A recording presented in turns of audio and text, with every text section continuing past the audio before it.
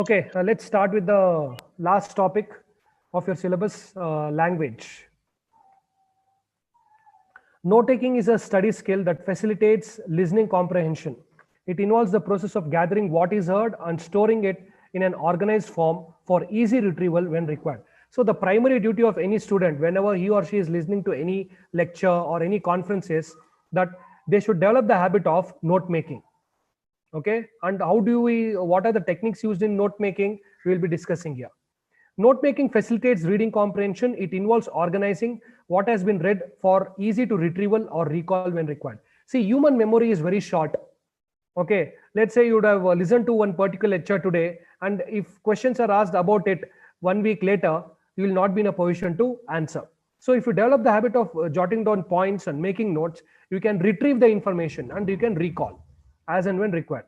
Although the expression note taking and note making are regarded as referring to two distinct skills, many writers use these expressions interchangeably. So you should understand the difference here: note taking and note making. Note taking could be when somebody is speaking, you jot down notes.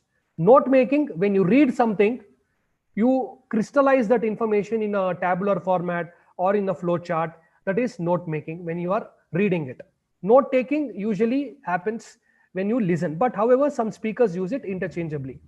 The purpose of note taking or making is to summarize and record information during listening or reading. So this is important. The main purpose is record information.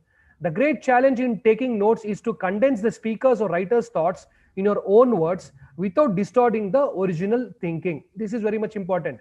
You crystallize it. Let's say you read, you listen to, for example, you watch a 3-hour movie. And if somebody asks you the story, you will just tell it in 5 or 10 minutes, isn't it? That is how note taking should be done. So you listen to a lengthy lecture and you should just crystallize the lecture into important points and you should be able to convey it in 5 or 10 minutes. The great challenge in taking notes is to condense the speakers or writers, and this is read. The main important thing is you should not distort, you should not deviate from what is originally said. The context in which we take or make notes are wide-ranging. For example, during lectures, seminars, conferences, discussions, workshops, meetings, and while reading for an examination, doing research. So these are the various contexts in which we use note-taking or making. Uses of note-making: to acquire and record information, to keep track of speakers or writers' ideas, to help us remember what we listen to or read, to organize our thoughts for clarification of ideas or points, to make what the speaker or writer says as part of our own knowledge. So these are the benefits of note taking or making, and this is why you should develop the habit of jotting down the points. Features: effective notes have the following features. Notes are brief and accurate. Brief and accurate means it's not lengthy. It's in the form of bullet points, for example. Contain all the essential information, show the overall progression of ideas, help recall the significant ideas of the original source for future use. It helps you to recall the significant ideas of the original source for future use. You may use this information in future also. So what are the sub skills?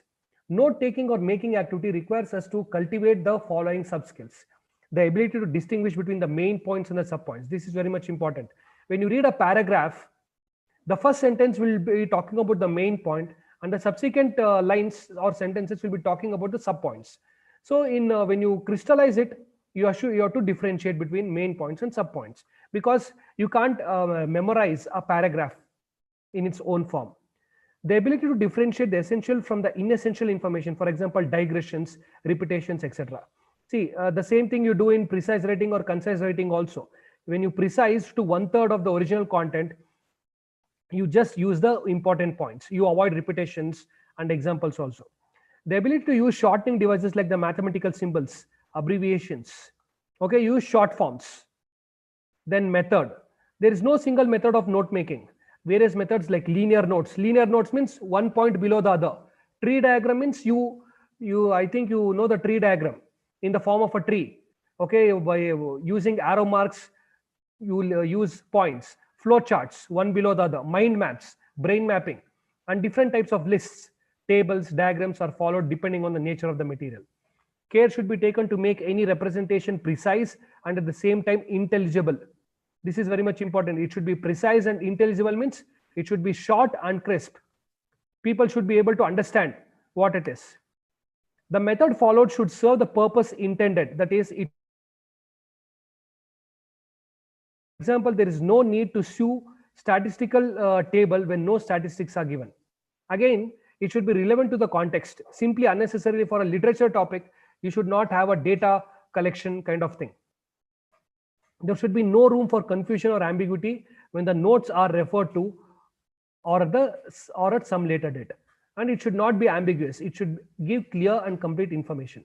In this lesson, you will be learning two kinds of note making. One is linear note making and other is tree diagram.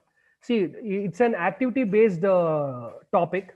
So here linear note making means one below the other. Tree diagram means where it's split. You will be given an essay. Even in the exam also, you will be given an essay.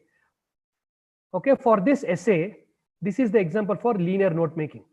Whatever information is given in the essay, the same thing is crystallized into linear note making format. Here they have differentiated main points and these are the sub points.